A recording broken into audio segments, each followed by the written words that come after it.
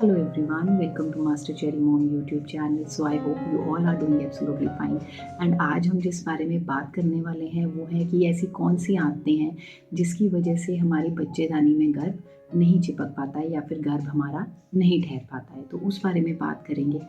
तो वीडियो को स्टार्ट करने से पहले चैनल को सब्सक्राइब कीजिए, वीडियोस को लाइक करिए एंड शेयर करिए। कोई भी आपका डाउट है तो आप मुझे कमेंट सेक्शन में पूछ सकते हैं।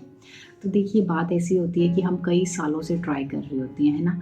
हमारे टेस्ट नॉर्मल होते हैं, हार्मोन्स के टेस्ट होते हैं, ब्लड टेस्ट, जितने भी टेस्ट होते हैं सब कुछ ठीक है, ट्यूब्स भी अनब्लॉक हैं, कोई प्रॉब्लम नहीं है। हमारा जो मेल पार्टनर है वो भी एकदम ठीक है, उनके स्पर्म क्वालिटी, मोटिलिटी रेट, वो सब कुछ सही चल रहा है। पीरियड्स भी रेगुलर है, कोई इशू नहीं आ रहा, टाइम पे ओव्यूलेशन भी हो रहा है। लेकिन फिर भी क्या होता है कि जैसे पीरियड्स भी रेगुलर है, ओव्यूलेशन भी हो रहा है, हम रिलेशंस भी अपना फर्टाइल विंडो में बना रहे हैं, लेकिन क्या होता है कि हमें पीरियड्स जब आने मिस होने चाहिए तो हमें मिस नहीं होता। हमारा जो बच्चा है वो बच्चेदानी में गर्भ नहीं चिपक पाता है, वो ठहर नहीं पाता है। तो वो क्यों होता है? तो देखिए, आज हम उस बारे में बात करेंगे। और जितनी भी मैं आपको चीज़ें बताने वाली हूँ, ये मेरी खुद की एक्सपीरियंसेस हैं, खुद की प्रॉब्लम्स थी जो मेरी, वो मैं आपके साथ शेयर कर रही हूँ। तो देखिए, सबसे पहली चीज़ जो होती है वो ये होती है आपका स्ट्रेस। क्योंकि आजकल का जो लाइफस्टाइल है, या फिर आप कह लीजिए एक जो विमेन है, इवन जो आदमी भी होते हैं, उन्हें, विमेन को घर भी देखना है, उसको बाहर भी निकलना है, वो जॉब भी कर रही है, स्ट्रेस होता है, ठीक है, उसको काम का वर्क प्रेशर है, उसको घर भी मैनेज करना है। तो जब हमें स्ट्रेस ज़रूरत से ज़्यादा होता है तो जो कोलेस्ट्रॉल होता है उसकी वजह से हमारे जो हार्मोन्स हैं वो हिल जाते हैं, वो डिस्टर्ब होते हैं। जब वो डिस्टर्ब होते हैं तो उससे क्या होता है कि हमें नींद नहीं आती है, ठीक है। हमारी नींद जब प्रॉपर नहीं होगी, क्योंकि हमें कम से कम 7 से 8 घंटे की नींद लेनी ही चाहिए, लेकिन जब हमें नींद नहीं आएगी क्योंकि हमारे हार्मोन्स डिस्टर्ब हो रहे हैं, क्योंकि हमने स्ट्रेस बहुत ज़्यादा लिया है, तो उस वजह से क्या होता है कि जो गर्भ में बच्चा चिपकना होता है बच्चेदानी में, वो नहीं चिपक पाता है। तो सबसे पहला रीज़न तो ये होता है स्ट्रेस का। तो आपने स्ट्रेस नहीं लेना है, टेंशन नहीं लेनी है, बार बार ये सोच नहीं रखनी है कि मुझे प्रेगनेंसी नहीं हो रही है, हो नहीं रही है, पीरियड्स आ जाते हैं, मेरे पीरियड्स मिस नहीं हो रहे हैं, या फिर कई बार तो ये भी होता है कि पीरियड्स मिस भी हो जाते हैं लेकिन फिर भी नेगेटिव आ रहा है। तो वो क्यों हो रहा है? वो इसलिए होता है कि पीरियड्स भी इरेगुलर हो जाते हैं। वो यही रीज़न होता है कि हमने स्ट्रेस बहुत ज़्यादा ले लिया है। अब जो सेकंड रीज़न आता है वो ये होता है कि आपका लाइफ़स्टाइल, या फिर आप कह सकते हैं कि आपकी जो ईटिंग हैबिट्स हैं वो कैसी हैं।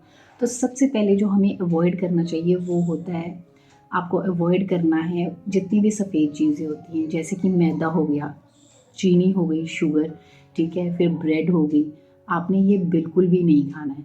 जितना भी बाहर का जंक फूड है उसको अवॉइड करिए, क्योंकि ये जितना भी जंक फूड होता है ये हमारे हार्मोन्स को हिलाता है, हमारे प्रोजेस्टेरॉन को डिस्टर्ब करता है, एस्ट्रोजन को डिस्टर्ब करता है।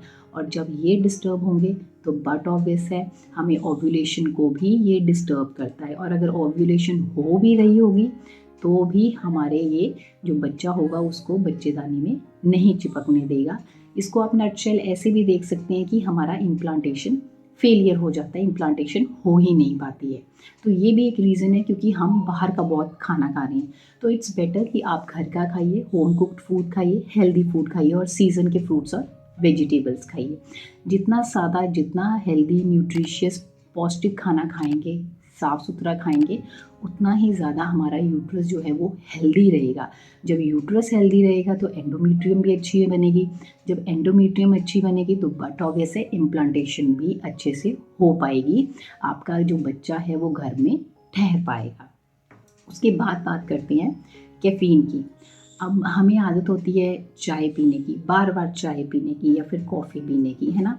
तो चाय, कॉफ़ी, आप कुछ भी कह लीजिए, इसमें कैफ़ीन होता है, और जो कैफ़ीन होता है वो डिस्टर्ब करता है प्रोजेस्टेरॉन को। और जब प्रोजेस्टेरॉन हार्मोन है, और जब इसका लेवल हिलेगा, जब ये डिस्टर्ब होगा, तो बट ऑब्वियस है हमारा जो यूट्रस है वो भी अनहेल्दी होगा, उसमें इन्फ्लामेशन होती है, उसमें सूजन आ जाएगी। क्योंकि हमें जितनी भी ये चीज़ें मैंने आपको बता रही हूँ जो अवॉइड करनी है, इनसे इन्फ्लामेशन आती है। जब इन्फ्लामेशन आती है उसका मतलब ये होता है सूजन आती है, तो उस टाइम पे हमें इम्प्लांटेशन नहीं हो पाती है, बच्चा जो है वो बच्चेदानी में नहीं ठहर पाता है। तो इसलिए आपने अगर चाय पीनी है, आप 1 बार पी लीजिए, 2 बार पी लीजिए, इससे ज़्यादा मत इनटेक रखिए, क्योंकि कैफ़ीन हमारी सेहत के लिए, हमारे यूट्रस की हेल्थ के लिए अच्छा नहीं है। उसके बाद जो नेक्स्ट चीज़ आती है, जो नेक्स्ट एक बहुत बड़ी एक रीज़न है, वो है सेल्फ मेडिकेशन का। हम क्या करते हैं, अगर हमें कोल्ड भी हो जाता है तो हम केमिस्ट के पास जाते हैं, उसको कहेंगे कि हमें कोल्ड हो गया, वो अपने आप दवाई देते हैं। या फिर अगर हमें होता है कि हमने प्रेगनेंसी हमें नहीं चाहिए, तो हम यूट्यूब में देख के, ऑनलाइन ऐसी चीज़ें सोशल मीडिया पे देख के मेडिसिन्स ले लेते हैं, है ना? जैसे आई पिल्स वगैरह हो गई। तो उससे क्या होता है, जब आप डॉक्टर के बिना कंसल्टेशन के ले रहे हैं उस चीज़ को, जैसे आईपीएल ही ले रहे हैं, आपने 1-2 बार ली दैट्स ओके, लेकिन आप रेगुलर अगर उस चीज़ को लेना शुरू कर देते हैं, रेगुलरली लेते ही जा रहे हैं, तो उससे क्या होगा, उससे आपका जो यूट्रस है उसकी हेल्थ जो है वो ख़राब हो जाएगी, वो अनहेल्दी हो जाएगी, और उसकी वजह से आपको साइकिल्स भी इर्रेगुलर हो जाएंगे।